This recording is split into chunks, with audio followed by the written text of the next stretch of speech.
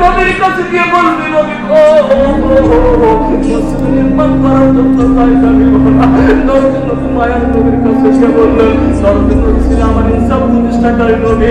নবী বললেন তোমরা হলে ইয়াতীম, তোমার মা হলো বিধবা, আমরা দিলে কাছে দিব না।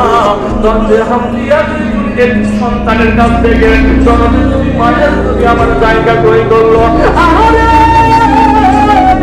মুসলমানদের সংখ্যা দিনে দিনে বাড়তে শুরু হলো। আল্লাহর নবী সাল্লাল্লাহু আলাইহি ওয়াসাল্লাম চিন্তা ফিকির করলো মসজিদটা সংস্কার করতে হবে, মসজিদটা বাড়াতে হবে। মসজিদের সামনে যে জায়গাটা ছিল একজন বৃদ্ধ মুসলমানের করে বলেন আল্লাহু আকবার। আল্লাহর নবী বৃদ্ধ মুসলমানের কাছে গিয়ে বললেন ভাই গো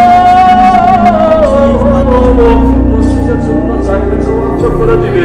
কিন্তু মানুষটা বললেন ইয়া রাসূলুল্লাহ ইয়া হাবিবাল্লাহ নবী গো এই জায়গাটুকু আমার জীবনের শেষ সম্বল। আল্লাহু আকবার।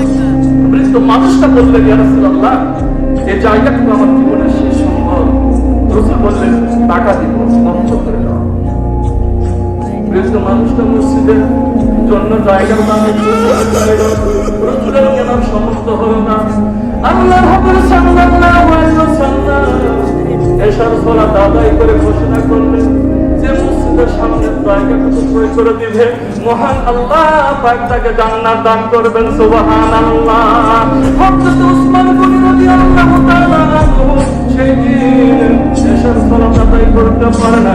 বাড়িতে এসে যখন শুনলেন রাসূল আমার মসজিদে নববীর মধ্যে বসে হাত ধরে মসজিদের জন্য জায়গা দিয়েছে, রাসূল আমার ঘোষণা করেছে যে মসজিদে নববীর জন্য জায়গা ক্রয় করে নেবেন।